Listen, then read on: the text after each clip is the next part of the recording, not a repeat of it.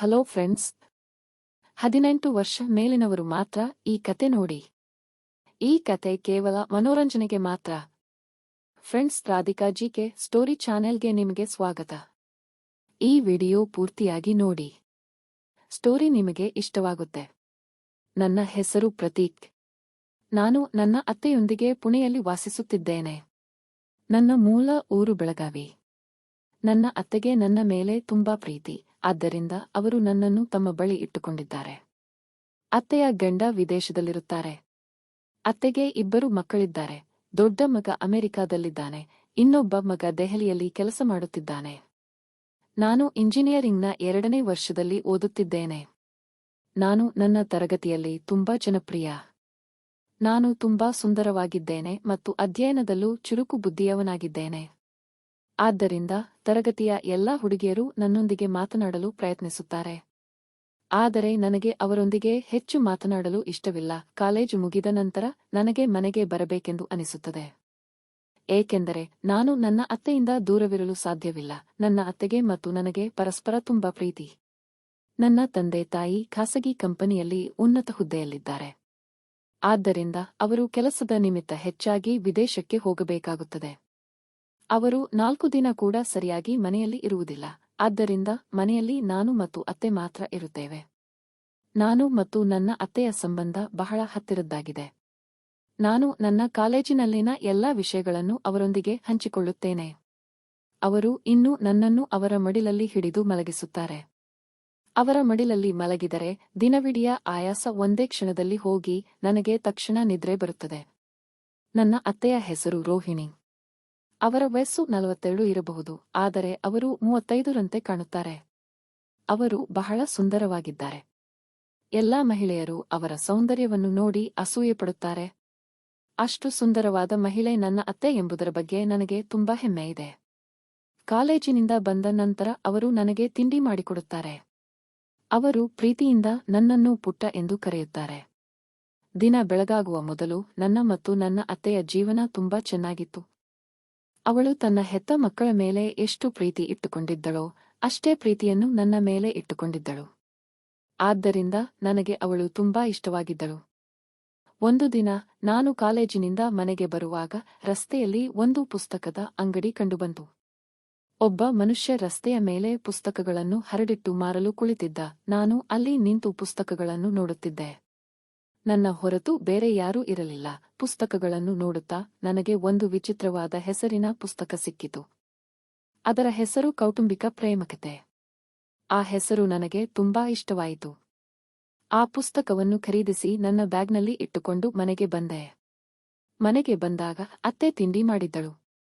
ಅದನ್ನು ತಿಂದು ನಾನು ಕೋಣೆಗೆ ಹೋಗಿ ನನ್ನ ಕಾಲೇಜಿನ ಕೆಲಸ ಮಾಡಲು ಶುರು ಮಾಡಿದೆ. ಅದಕ್ಕೆ ತುಂಬಾ ಸಮಯ ಹೋಯಿತು. ರಾತ್ರಿ 9 ಗಂಟೆಯಾಯಿತು. ಅತ್ತೆ ಊಟಕ್ಕೆ ಕರೆದಳು. ನಾನು ಊಟ ಮಾಡಿ ಮತ್ತೆ ನನ್ನ ಉಳಿದ ಕೆಲಸ ಮಾಡಲು ಹೋದೆ. ಅತ್ತೆ ಅಡುಗೆ ಮನೆಯಲ್ಲಿ ಕೆಲಸ ಮಾಡುತ್ತಿದ್ದಳು. ಇದು ನಮ್ಮ ದಿನಚರಿಯಾಗಿತ್ತು.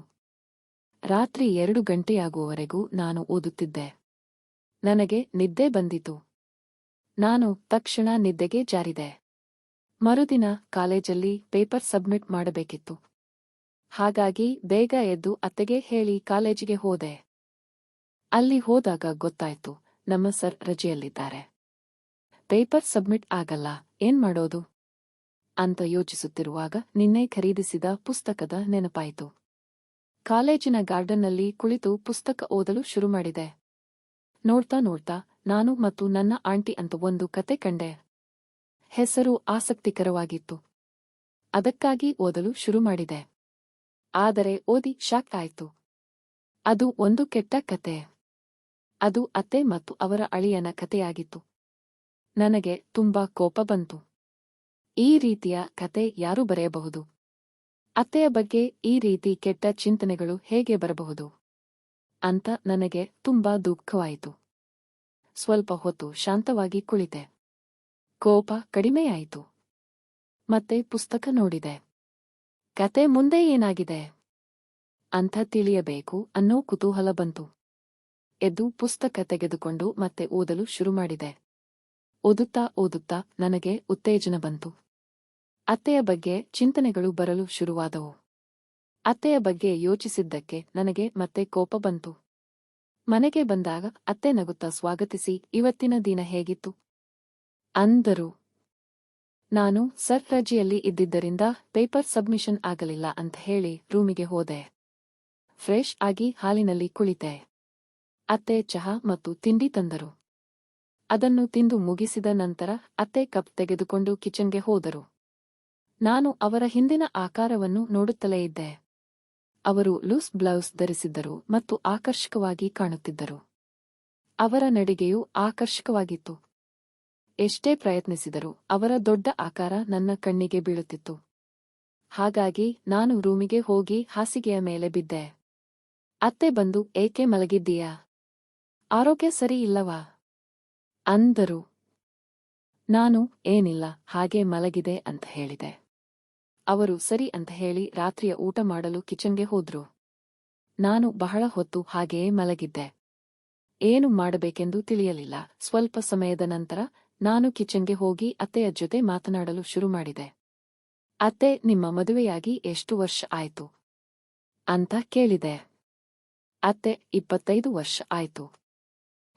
ಏಕಿ ಈ ಪ್ರಶ್ನೆ ಏಕೆ ಕೇಳುತ್ತಿದ್ದೀಯಾ ಅಂದ್ರು. ನಾನು ಏನಿಲ್ಲ, ಹಾಗೆ ಎಂದೆ. ನಿಮಗೆ ನಿಮ್ಮ ಗಂಡನ ಮೇಲೆ, ಅಂದರೆ ನನ್ನ ಮಾವನ ಮೇಲೆ ತುಂಬಾ ಪ್ರೀತಿ ಇದೆ ಅಲ್ವಾ ಅತ್ತೆ ಅಂತ ಕೇಳಿದೆ. ಅತ್ತೆ, ಹೌದು. ಎಲ್ಲ ಹೆಂಡತಿಯರಿಗೂ ತಮ್ಮ ಗಂಡಂದಿರ ಮೇಲೆ ಪ್ರೀತಿ ಇರುತ್ತದೆ ಅಂದ್ರು. ಆಗ ನಾನು ಅವರಿಗೆ, ಅವರು ನಿಮ್ಮಿಂದ ದೂರ ಇರುತ್ತಾರೆ, ಯಾವಾಗಲೂ ಕೆಲಸದ ನಿಮಿತ್ತ ಹೊರಗೆ ಇರುತ್ತಾರೆ, ನಿಮಗೆ ಕೋಪ ಬರುವುದಿಲ್ಲವಾ? ನಿಮ್ಮ ಗಂಡ ನಿಮ್ಮ ಹತ್ತಿರ ಇರಬೇಕು ಅಂತ ಅನಿಸುವುದಿಲ್ಲವೇ ಅಂತ ಕೇಳಿದೆ. ಆಗ ಅತ್ತೆ, ಅನಿಸುತ್ತದೆ, ತುಂಬಾ ಅನಿಸುತ್ತದೆ. ಆದರೆ ಜೀವನ ನಡೆಸಲು ಕೆಲಸವೂ ಅಷ್ಟೇ ಮುಖ್ಯ ಅಂತ ಹೇಳಿದರು. ಅದಕ್ಕಾಗಿಯೇ ನಾವು ಇಷ್ಟು ಚೆನ್ನಾಗಿ ಇರಬಲ್ಲೆವು. ಆದರೆ ಅವರ ಕೊರತೆಯನ್ನು ತುಂಬಲು ನೀನು ನನ್ನ ಹತ್ತಿರ ಇದ್ದೀ ಅಲ್ವಾ? ನನ್ನ ಜೊತೆ ನೀನಿರುವಾಗ ಮತ್ತೊಬ್ಬರು ನನಗೆ ಯಾಕೆ ಬೇಕು ಅಂತ ಹೇಳಿ ಅವಳು ನನ್ನ ಕೆನ್ನೆಗೆ ಮುತ್ತು ಕೊಟ್ಟಳು. ಮುತ್ತು ಕೊಡುವಾಗ ಅವಳ ಕೈ ನನ್ನ ತೋಳಿಗೆ ಸ್ವಲ್ಪ ಸ್ಪರ್ಶವಾಯಿತು. ಅದರಿಂದ ನಾನು ತುಂಬಾ ಉತ್ತೇಜಿತನಾದೆ. ನಾನು ಕೂಡ ಅತ್ತೆಯ ತೋಳನ್ನು ಹಿಡಿದು ಅವಳನ್ನು ಹತ್ತಿರಕ್ಕೆ ಎಳೆದುಕೊಂಡು ಅವಳ ಕೆನ್ನೆಗೆ ಮುತ್ತು ಕೊಟ್ಟು ಐ ಲವ್ ಯು ಅತ್ತೆ ಅಂತ ಹೇಳಿ ಹಾಲಿನಲ್ಲಿ ಕುಳಿತೆ. ಈ ಎಲ್ಲಾ ಮಾತುಗಳಿಂದ ನನಗೆ ಒಂದು ವಿಷಯ ಅರ್ಥವಾಯಿತು. ಅತ್ತೆ ಹೊರಗೆ ತೋರಿಸದಿದ್ದರೂ ಒಳಗೊಳಗೆ ತುಂಬಾ ದುಃಖಿತಳಾಗಿದ್ದಾಳೆ. ಅದು ಸಹಜ. ಪ್ರತಿಯೊಬ್ಬ ಮಹಿಳೆಗೂ ತನ್ನ ಗಂಡ ತನ್ನ ಹತ್ತಿರ ಇರಬೇಕು, ತನ್ನ ಗಂಡ ತನ್ನನ್ನು ಪ್ರೀತಿಸಬೇಕು ಅಂತ ಅನ್ನಿಸುತ್ತದೆ. ಆದರೆ ಎಲ್ಲರಿಗೂ ಅದು ಸಾಧ್ಯವಿಲ್ಲ. ನನಗೆ ಅತ್ತೆಯ ಬಗ್ಗೆ ತುಂಬಾ ಬೇಸರವಾಯಿತು. ಆ ದಿನ ನಾನು ಒಂದು ವಿಷಯ ನಿರ್ಧರಿಸಿದೆ, ಅತ್ತೆಯನ್ನು ಎಂದಿಗೂ ನೋಯಿಸಬಾರದು. ಅವಳನ್ನು ಯಾವಾಗಲೂ ಸಂತೋಷವಾಗಿ ಇಡಬೇಕು. ರಾತ್ರಿ 9 ಗಂಟೆಯಾಯಿತು. ಅತ್ತೆ ಊಟಕ್ಕೆ ತಟ್ಟೆ ತಂದಳು. ನಾವಿಬ್ಬರೂ ಊಟ ಮಾಡಿ ಟಿವಿ ನೋಡುತ್ತಾ ಕುಳಿತೆವು. ಪ್ರತಿ ರಾತ್ರಿ ಅತ್ತೆ ನನ್ನ ತಲೆಗೆ ಮಸಾಜ್ ಮಾಡುತ್ತಾಳೆ. ಇಂದು ಕೂಡ ಅವಳು ತಲೆ ಮಸಾಜ್ ಮಾಡಲು ಪ್ರಾರಂಭಿಸಿದಳು. ಆದರೆ ಇಂದು ಅವಳ ಸ್ಪರ್ಶ ನನ್ನನ್ನು ತುಂಬಾ ಆಕರ್ಷಿಸುತ್ತಿತ್ತು. ಅವಳ ಕೈಗಳು ಇನ್ನೂ ತುಂಬಾ ಮೃದು ಮತ್ತು ನಾಜೂಕು ಅನಿಸುತ್ತಿದ್ದವು. ಅವಳು ನಿಧಾನವಾಗಿ ನನ್ನ ತಲೆಗೆ ಮಸಾಜ್ ಮಾಡಲು ಶುರು ಮಾಡಿದಳು. ನಾನು ಕಣ್ಣು ಮುಚ್ಚಿ ಮಧ್ಯಾಹ್ನ ಓದಿದ ಪುಸ್ತಕವನ್ನು ನೆನಪಿಸಿಕೊಳ್ಳಲು ಪ್ರಾರಂಭಿಸಿದೆ. ಅತ್ತೆಯ ಬೆರಳುಗಳ ಮೃದುವಾದ ಸ್ಪರ್ಶ ಮತ್ತು ಆ ಕತೆ, ಅದರಿಂದ ನನ್ನ ಉತ್ಸಾಹ ಹೆಚ್ಚಾಯಿತು. ರಾತ್ರಿ 10 ಗಂಟೆ ಆಗ್ತಾ ಇತ್ತು. ನಾನು ಟಿವಿ ನೋಡುತ್ತಿದ್ದೆ. ನನಗೆ ನಿದ್ದೆ ಬರುತ್ತಿರಲಿಲ್ಲ. ದಿನವಿಡೀ ಕೆಲಸದಿಂದ ಅತ್ತೆ ಬಹಳ ಸುಸ್ತಾಗಿ ನಿದ್ದೆಗೆ ಜಾರಿದರು. ನಾನು ಟಿವಿ ನೋಡ್ತಾ ಕುಳಿತುಕೊಂಡೆ. ಆದರೆ ನನ್ನ ಮನಸ್ಸು ಅತ್ತೆಯ ಕಡೆಯೇ ಇತ್ತು. ಏನು ಮಾಡಿದ್ರು? ಅತ್ತೆಯ ಬಗೆಗಿನ ಮಾತು ನನ್ನ ತಲೆಯಿಂದ ಹೋಗುತ್ತಿರಲಿಲ್ಲ. ಸ್ವಲ್ಪ ಹೊತ್ತಿನ ನಂತರ ನನಗೂ ನಿದ್ದೆ ಬಂತು. ನಾನು ನಿದ್ದೆ ಮಾಡಲು ಕೋಣೆಗೆ ಹೋಗುವವನಿದ್ದೆ. ಆದರೆ ಏನೋ ಅನ್ನಿಸಿ ಅತ್ತೆಯ ಕೋಣೆಯ ಬಾಗಿಲು ಬಡಿದೆ. ಅತ್ತೆ ಎದ್ದು ಬಾಗಿಲು ತೆರೆದು, ಏಕೆ ಪ್ರತೀಕ್ ಎಂದು ಕೇಳಿದಳು. ನಾನು, ಇವತ್ತು ನಿಮ್ ಕೋಣೆಯಲ್ಲಿ ಮಲಗಲಾ ಅಂತ ಕೇಳಿದೆ. ಅತ್ತೆ ಆಶ್ಚರ್ಯದಿಂದ ಬಾ ಎಂದು ಕರೆದಳು. ಅತ್ತೆಗೆ ಕೋಣೆಯಲ್ಲಿ ಸಂಪೂರ್ಣ ಅಂಧಕಾರದಲ್ಲಿ ನಿದ್ದೆ ಮಾಡುವುದು ಅಭ್ಯಾಸ. ಹಾಗಾಗಿ ಕೋಣೆ ಸಂಪೂರ್ಣ ಕತ್ತಲೆಯಾಗಿತ್ತು. ನಮ್ಮ ಹಾಸಿಗೆಯ ಹತ್ತಿರದ ಕಿಟಕಿ ತೆರೆದಿತ್ತು. ಅಲ್ಲಿಂದ ಡಿಮ್ ಲೈಟ್ ಬರುತ್ತಿತ್ತು. ನಾನು ಹಾಸಿಗೆಯ ಮೇಲೆ ಮಲಗಿದೆ. ಮಲಗುವಾಗ ನನ್ನ ಕೈ ಅತ್ತೆಯ ಕೈಗೆ ತಾಗಿತ್ತು. ನಾನು ನೋಡಿದೆ, ಅತ್ತೆ ನನ್ನ ಹಿಂದೆ ಮಲಗಿದ್ದರು. ಅವರ ಬಿಳಿ ಬೆನ್ನು ಕತ್ತಲೆಯಲ್ಲೂ ಸ್ವಲ್ಪ ಕಾಣುತ್ತಿತ್ತು. ನಾನು ಅವರ ಹತ್ತಿರ ಸರಿದೆ. ಅವರಿಗೆ ಅಂಟಿಕೊಂಡು ಮಲಗಿದೆ. ನಿಧಾನವಾಗಿ ನನ್ನ ಒಂದು ಕೈ ಅವರ ಮೇಲೆ ಇಟ್ಟೆ. ಅತ್ತೆ ನನ್ನ ಹತ್ತಿರ ಬಂದರು. ನನಗೆ ಅವರ ದೇಹದ ಸ್ಪರ್ಶದ ಅನುಭವವಾಯಿತು. ನಾನು ಬಹಳ ಉತ್ತೇಜಿತನಾದೆ. ನಾನು ಅತ್ತೆಯನ್ನು ಇನ್ನೂ ಹತ್ತಿರಕ್ಕೆ ಎಳೆದೆ. ಅವರ ಮೈಯಿಂದ ಒಂದು ರೀತಿಯ ಗಮ್ ಬರುತ್ತಿತ್ತು. ನನ್ನನ್ನು ನಾನೇ ನಿಯಂತ್ರಿಸಿಕೊಳ್ಳಲು ಸಾಧ್ಯವಾಗಲಿಲ್ಲ. ಅತ್ತೆ ನಿದ್ದೆಯಲ್ಲಿದ್ದರು. ಅವರಿಗೆ ಏನೂ ಅರಿವಾಗಿರಲಿಲ್ಲ. ನಾನು ಅವರಿಗೆ ಅಂಟಿಕೊಂಡು ಮಲಗಿದೆ. ಯಾವಾಗ ಬೆಳಗಾಯಿತು ಅಂತಲೇ ಗೊತ್ತಾಗಲಿಲ್ಲ. ಅತ್ತೆ ನನ್ನನ್ನು ಎಬ್ಬಿಸಿದರು. ನಾನು ಎದ್ದು ಸ್ನಾನ ಮಾಡಿ ತಿಂಡಿ ತಿನ್ನಲು ಬಂದಾಗ ಅತ್ತೆ ಹೇಳಿದರು, ನೀನು ರಾತ್ರಿ ಬಹಳ ಹೊರಳಾಡುತ್ತಿದ್ದೆ. ಚೆನ್ನಾಗಿ ನಿದ್ದೆ ಬಂತ ಅಂತ ಕೇಳಿದರು. ನಾನು ಹೌದು ಅತ್ತೆ ಅಂದೆ. ಆಮೇಲೆ ನಾನು ಕಾಲೇಜಿಗೆ ಹೋದೆ. ದಿನವಿಡೀ ನನ್ನ ಮನಸ್ಸು ಸರಿ ಇರಲಿಲ್ಲ. ಪದೇ ಪದೇ ಅತ್ತೆಯ ನೆನಪು ನನ್ನನ್ನು ಕಾಡುತ್ತಿತ್ತು. ಸಂಜೆ ಕಾಲೇಜು ಮುಗಿಸಿ ಮನೆಗೆ ಬರಬೇಕಾದರೆ ನನಗೆ ಒಂದು ಐಡಿಯಾ ಬಂತು. ನಾನು ಮಾರ್ಕೆಟಿಗೆ ಹೋಗಿ ಅತ್ತೆಗಾಗಿ ಒಳ್ಳೆಯ ಮಲ್ಲಿಗೆ ಹೂವನ್ನು ಖರೀದಿಸಿ ಮನೆಗೆ ಬಂದೆ. ನಾನು ಮನೆಗೆ ಬಂದು ಫ್ರೆಶ್ ಆಗಿ ಚಹಾ ಕುಡಿಯಲು ಹಾಲಿಗೆ ಬಂದೆ. ನನ್ನ ಕೈಯಲ್ಲಿ ಮಲ್ಲಿಗೆಯ ಹೂವಿತ್ತು. ಅದನ್ನು ನಾನು ಹಿಂದೆ ಮರೆಮಾಡಿಕೊಂಡಿದ್ದೆ. ಎಂದಿನಂತೆ ಅತ್ತೆ ಚಹಾ ತಂದು ಕೊಟ್ಟರು. ಚಹಾ ಕುಡಿಯುತ್ತಾ ಅವರು ಹೇಳಿದರು, ಒಳ್ಳೆಯ ವಾಸನೆ ಬರುತ್ತಿದೆ. ಮಲ್ಲಿಗೆ ಹೂವಿನ ವಾಸನೆ ಅನಿಸುತ್ತೆ ಅಲ್ವಾ ಎಂದರು. ನಾನು ಅತ್ತೆಗೆ ಹೇಳಿದೆ, ಕಣ್ಣು ಮುಚ್ಚಿ. ನಿಮಗೆ ಒಂದು ಸರ್ಪ್ರೈಸ್ ಕೊಡುತ್ತೇನೆ. ಅತ್ತೆ ಸ್ವಲ್ಪ ನಕ್ಕು ಕಣ್ಣು ಮುಚ್ಚಿದರು. ನಾನು ಮಲ್ಲಿಗೆ ಹೂವನ್ನು ಅವರ ಮುಂದೆ ಇರಿಸಿ ಕಣ್ಣು ತೆರೆಯಿರಿ ಅಂದೆ. ಅತ್ತೆ ಹೂವನ್ನು ನೋಡಿ ತುಂಬಾ ಖುಷಿಪಟ್ಟರು. ಅವರ ಕಣ್ಣಲ್ಲಿ ನೀರು ಬಂತು. ಅವರು ನನ್ನನ್ನು ಕೇಳಿದರು, ನಿನಗೆ ಹೇಗೆ ಗೊತ್ತು ನನಗೆ ಮಲ್ಲಿಗೆ ಹೂವು ಅಂದರೆ ಇಷ್ಟ ಅಂತ? ನಾನು ಹೇಳಿದೆ, ಅತ್ತೆ ನಿನಗೆ ಏನೂ ಇಷ್ಟ ಅಂತ ನನಗೆ ಗೊತ್ತು. ಆಗ ಅತ್ತೆ ಹೇಳಿದರು, ನಿನ್ನ ಮಾವ ಮದುವೆಯಾದಾಗ ದಿನಾಲೂ ನನಗೆ ಮಲ್ಲಿಗೆ ಹೂವು ತಂದು ಕೊಡುತ್ತಿದ್ದರು. ಸ್ವಲ್ಪ ದಿನಗಳು ಕಳೆದ ನಂತರ ಅವರು ಕೆಲಸದಲ್ಲಿ ಬ್ಯುಸಿಯಾದರು. ನನ್ನ ಕೆಲವು ಆಸೆಗಳು ಈಡೇರಲಿಲ್ಲ. ನಾನು ಹೇಳಿದೆ, ಚಿಂತೆ ಮಾಡಬೇಡಿ ಅತ್ತೆ. ನಾನು ಇದ್ದೇನೆ. ನಿಮ್ಮ ಎಲ್ಲ ಆಸೆಗಳನ್ನು ನಾನು ಈಡೇರಿಸುತ್ತೇನೆ. ಅತ್ತೆ ಹೇಳಿದರು, ಹೌದು ಚಿನ್ನ, ನೀನು ದೊಡ್ಡವನಾದಂತೆ ಕಾಣುತ್ತೀಯ.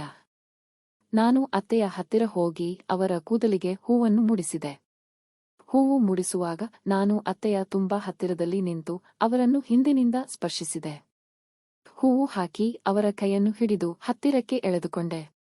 ಅತ್ತೆ ಹೇಳಿದರು, ಏನು ಮಾಡುತ್ತಿದ್ದೀಯಾ? ಬಿಡು ನನ್ನನ್ನು. ನಾನು ಹೇಳಿದೆ, ನನ್ನ ಜೊತೆ ಬನ್ನಿ. ನಾನು ನಿಮಗೆ ಒಂದು ವಿಷಯ ಹೇಳುತ್ತೇನೆ. ನಾನು ಅವರನ್ನು ಬೆಡ್ರೂಮ್ಗೆ ಕರೆದುಕೊಂಡು ಹೋದೆ. ನಾನು ತುಂಬಾ ಉತ್ಸುಕನಾಗಿದ್ದೆ.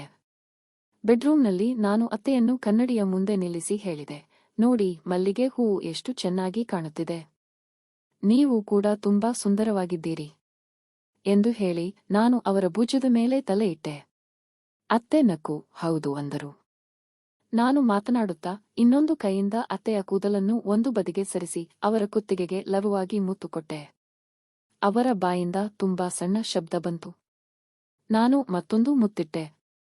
ಆಗ ಅತ್ತೆ ಹಠಾತ್ ಪಕ್ಕಕ್ಕೆ ಸರಿದರು ಮತ್ತು ನನ್ನನ್ನು ಬೇರೆಡೆ ತಳ್ಳಿ ನನಗೆ ತುಂಬಾ ಕೆಲಸ ಇದೆ ಅಂತ ಹೇಳಿ ಅಡುಗೆ ಮನೆಗೆ ಹೋದರು. ಅವರಿಗೆ ಏನು ಅನಿಸಿರಬಹುದು ಅಂತ ಯೋಚಿಸುತ್ತಾ ನಾನು ಬೆಡ್ರೂಮಿನ ಕಿಟಕಿಯ ಬಳಿ ಬಹಳ ಹೊತ್ತು ನಿಂತಿದ್ದೆ. ಬಹಳ ಹೊತ್ತಾದ ನಂತರ ನಾನು ಹಾಲ್ಗೆ ಬಂದು ಟಿವಿ ನೋಡುತ್ತಾ ಕುಳಿತೆ. ಅತ್ತೆ ಏನು ನಡೆದಿಲ್ಲದವರಂತೆ ವರ್ತಿಸುತ್ತಿದ್ದರು. ಅತ್ತೆ ಅಡುಗೆ ಮನೆಯಲ್ಲಿ ಊಟದ ತಯಾರಿ ಶುರು ಮಾಡಿದರು. ಎಂದಿನಂತೆ ಅತ್ತೆ ಊಟಕ್ಕೆ ಕರೆದರು. ರಾತ್ರಿ ಊಟವಾದ ನಂತರ ಎಲ್ಲವನ್ನೂ ಅಚ್ಚುಕಟ್ಟಾಗಿ ಇಟ್ಟು ಮಲಗಲು ಹೋದರು.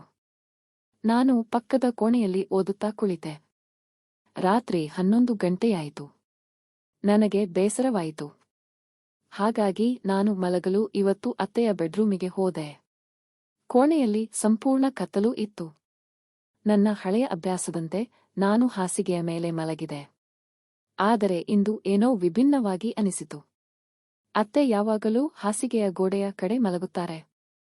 ಆದರೆ ಇಂದು ಅವರು ನನ್ನ ಪಕ್ಕದಲ್ಲಿ ಮಲಗಿದ್ದರು. ನಾನು ನಿನ್ನೆ ರಾತ್ರಿಯಂತೆ ನೇರವಾಗಿ ಅತ್ತೆಯ ಹಿಂದೆ ಅಂಟಿಕೊಂಡು ಮಲಗಿದೆ. ನನಗೆ ತುಂಬಾ ಸಣ್ಣ ಶಬ್ದ ಕೇಳಿಸಿತು. ಅತ್ತೆಯ ಕೂದಲಿನಲ್ಲಿ ಮಲ್ಲಿಗೆ ಹೂವಿತ್ತು. ಆ ವಾಸನೆಯಿಂದ ಬೆಡ್ರೂಮಿನಲ್ಲಿ ಒಂದು ರೀತಿಯ ಸುಗಂಧ ಹರಡಿತು. ನಾನು ತುಂಬಾ ಉತ್ಸುಕನಾಗಿದ್ದೆ. ಅವರು ಮಲಗಿದ್ದಾರೆ ಅಂತ ನನಗೆ ಅನಿಸಿತು. ಹಾಗಾಗಿ ಅವರು ಆ ರೀತಿ ಶಬ್ದ ಮಾಡುತ್ತಿರಬಹುದು ಎಂದುಕೊಂಡೆ. ನಾನು ಎದ್ದು ನಿಧಾನವಾಗಿ ಅತ್ತೆಯನ್ನು ನೋಡಿದೆ. ಅವರು ಕಣ್ಣು ಮುಚ್ಚಿ ಶಾಂತವಾಗಿದ್ದರು. ನಾನು ಅವರ ಸೊಂಟದ ಮೇಲೆ ಕೈ ಹಾಕಿದೆ. ನನ್ನ ಕೈಯ ಸ್ಪರ್ಶದಿಂದ ಅತ್ತೆ ಸ್ವಲ್ಪ ಅಲುಗಾಡಿದರು. ಆದರೆ ನಾನು ಅದನ್ನು ನಿರ್ಲಕ್ಷಿಸಿದೆ. ಅವರು ಸ್ವಲ್ಪ ಅಲುಗಾಡುತ್ತಿದ್ದರು. ಪೂರ್ತಿಯಾಗಿ ಎದ್ದಿಲ್ಲ. ನಾನು ಅವರ ಪಕ್ಕದಲ್ಲಿ ಮಲಗಿ ನನ್ನ ಒಂದು ಕಾಲನ್ನು ಅವರ ಮೇಲೆ ಹಾಕಿದೆ. ನಾನು ಬೇಕಂತಲೇ ಅತ್ತೆಯ ಹೂವನ್ನು ತೆಗೆದು ಎಲ್ಲಾ ಹೂವುಗಳನ್ನು ಹಾಸಿಗೆಯ ಮೇಲೆ ಹರಡಿದೆ. ಹೂವುಗಳ ವಾಸನೆ ಇನ್ನೂ ಹೆಚ್ಚಾಯಿತು. ನನಗೆ ನಂಬಲಾಗುತ್ತಿರಲಿಲ್ಲ. ನನ್ನ ಅತ್ತೆ ನನ್ನ ಪಕ್ಕದಲ್ಲಿ ಮಲಗಿದ್ದಾರೆ ಮತ್ತು ನಾನು ಅವರನ್ನು ಆನಂದಿಸುತ್ತಿದ್ದೇನೆ. ನಾನು ಮತ್ತೊಮ್ಮೆ ಅತ್ತೆಯನ್ನು ನೋಡಿದೆ. ಅವರು ಕಣ್ಣು ಮುಚ್ಚಿ ಶಾಂತವಾಗಿ ಮಲಗಿದ್ದರು. ನಾನು ಇನ್ನಷ್ಟು ಅತ್ತೆಯ ಹತ್ತಿರಕ್ಕೆ ಹೋದೆ. ಅವರ ಸ್ಪರ್ಶದಿಂದ ನಾನು ಇನ್ನೂ ಉತ್ಸುಕನಾದೆ. ಅತ್ತೆ ನಿದ್ದೆಯಲ್ಲಿದ್ದರಿಂದ ಅವಳು ತನ್ನ 2 ಕಾಲುಗಳನ್ನು ಸ್ವಲ್ಪ ಬದಿಗೆ ಮಾಡಿದಳು. ನಾನು ಮೌನವಾಗಿದ್ದೆ. ನಂತರ ನಿಧಾನವಾಗಿ ಅತ್ತೆ ತನ್ನ ಮುಖವನ್ನು ನನ್ನತ್ತ ತಿರುಗಿಸಿ, ಎಷ್ಟು ಹೊತ್ತು ಕಾಯಬೇಕು? ಬೇಗ ಶುರು ಮಾಡು ಅಂದಳು. ನನಗೆ ನಂಬಲಾಗುತ್ತಿಲ್ಲ. ಗಾಬರಿಯಲ್ಲಿ ಮುಂದೆ ಏನು ಮಾಡಬೇಕು ಎಂದು ತಿಳಿಯಲಿಲ್ಲ. ಸ್ವಲ್ಪ ತಡೆದು ನಾನು ಅವಳ ತುಟಿಗಳ ಮೇಲೆ ನನ್ನ ತುಟಿಗಳನ್ನು ಇಟ್ಟು ಕಿಸ್ ಮಾಡಿದೆ. ಅವಳು ನನ್ನನ್ನು ಬಿಗಿಯಾಗಿ ಹಿಡಿದು ನನಗೆ ಸಹಾಯ ಮಾಡಲು ಪ್ರಾರಂಭಿಸಿದಳು. ನಾನು ಅತ್ತೆಯ ಸೆರಗು ಸರಿಸಿದೆ. ಉಬ್ಬಿದ ಅವು ನನ್ನನ್ನು ಹುಚ್ಚೆಬ್ಬಿಸಿದವು. ನಾನು ನನ್ನ ಮುಖವನ್ನು ಅವುಗಳ ಮೇಲೆ ಇಟ್ಟೆ. ಸುಖವಾದ ಮೆತ್ತನೆಯ ಅನುಭವ. ಅತ್ತೆ ಬ್ಲೌಸ್ ತೆಗೆಯಲು ನನಗೆ ಸಹಾಯ ಮಾಡಿದಳು. ಅಷ್ಟೇ. ಅವುಗಳನ್ನು ಕಂಡು ನಾನು ಹುಚ್ಚನ್ನಾಗಿ ಹೋದೆ. ಕತ್ತಲಿನಲ್ಲೂ ಬೆಳದಿಂಗಲಿನ ಅನುಭವವಾಯಿತು. ಈಗ ನಾನು ಅವುಗಳನ್ನು ಸ್ಪರ್ಶ ಮಾಡಿದೆ. ಹಿತವಾದ ಅನುಭವ. ಹಾಗೆ ಕೈಗೆ ತೆಗೆದುಕೊಂಡು ನಿಧಾನವಾಗಿ ನನ್ನ ತುಟಿ ತಾಗಿಸಿದೆ. ಅತ್ತೆ ಶಾಕ್ ಹೊಡೆದವಳ ತರ ಆದಳು. ನಾನು ಬಾಯಲ್ಲಿ ಇಟ್ಟು ಚೀಪಲು ಶುರು ಮಾಡಿದೆ. ಅತ್ತೆ ಸುಖದಲ್ಲಿ ತೇಲುತ್ತಿದ್ದಳು. ಅಷ್ಟರಲ್ಲಿ ಅವಳ ಸೀರೆ ಮೊಳಕಾಲಿನ ಮೇಲೆ ಬಂದಿತ್ತು. ನಾನು ಹಾಗೆ ಕೆಳಗೆ ಬಂದೆ. ಸೀರೆಯನ್ನು ಪೂರ್ತಿಯಾಗಿ ಮೇಲೆ ಸರಿಸಿದೆ. ಅತ್ತೆಯ ಆ ಭಾಗ ಮತ್ತೊಮ್ಮೆ ಹುಚ್ಚು ಹಿಡಿಸಿತು. ನಾನು ಅಲ್ಲಿ ಮುದ್ದು ಕೊಡಲು ಹೋದೆ. ಅಲ್ಲಿನ ಗಮಕ್ಕೆ ನಾನು ಪೂರ್ತಿ ಸೋತು ಹೋದೆ. ಅಷ್ಟರಲ್ಲಿ ನನ್ನದು ಸಾಕಷ್ಟು ದೊಡ್ಡದಾಗಿತ್ತು. ನಾನು ಈಗ ಅವಳ ಕಾಲನ್ನು ಅಗಲ ಮಾಡಿ ನನ್ನದನ್ನು ಹಾಕಿ ಸುಖದಲ್ಲಿ ತೇಲಾಡಿದೆ. ನಮ್ಮಿಬ್ಬರ ಚಲನೆಯಿಂದ ಹಾಸಿಗೆ ಅಲುಗಾಡುತ್ತಿತ್ತು ಮತ್ತು ಕೋಣೆಯಲ್ಲಿ ವಿಭಿನ್ನ ಶಬ್ದ ಕೇಳಿಸುತ್ತಿತ್ತು. ಹಾಸಿಗೆ ಅಲುಗಾಡುವ ಶಬ್ದ ಮತ್ತು ನಮ್ಮಿಬ್ಬರ ಶಬ್ದ. ಇದರಿಂದ ನಾನು ಇನ್ನೂ ಉತ್ಸುಕನಾದೆ ಮತ್ತು ವೇಗ ಹೆಚ್ಚಿಸಿದೆ. ಆಗ ಅತ್ತೆ, ಮಧ್ಯಾಹ್ನ ನೀನು ನನಗೆ ಮುತ್ತು ಕೊಟ್ಟಾಗಲೇ ನನಗೆ ಇದು ಬೇಕು ಅನಿಸಿತ್ತು. ಆದರೆ ಈಗ ಅದು ಆಯಿತು ಅಂದಳು. ನಾನು, ಅತ್ತೆ, ನನಗೆ ನೀವು ಮೊದಲಿನಿಂದಲೂ ತುಂಬಾ ಇಷ್ಟ. ಆದರೆ ಈ ಪುಸ್ತಕ ಓದಿದ ನಂತರ ನನಗೆ ನೀವು ತುಂಬಾ ಇಷ್ಟವಾಗುತ್ತಿದ್ದೀರಾ ಎಂದೆ. ಅವಳು, ಯಾವ ಪುಸ್ತಕ ಅಂದಳು. ಅದಕ್ಕೆ ನಾನು, ನಾಳೆ ನಿಮಗೆ ಓದಲು ಕೊಡುತ್ತೇನೆ ಅಂದೆ. ಈಗ ನಾವು ವಿಭಿನ್ನ ಜಗತ್ತಿನಲ್ಲಿದ್ದೆವು. ನನ್ನ ಮನಸ್ಸು ಶಾಂತವಾಗಿತ್ತು. ಕೆಲಸ ಮುಗಿದ ನಂತರ ಅವಳು ಶಾಂತವಾಗಿ ನಿದ್ರಿಸಿದಳು.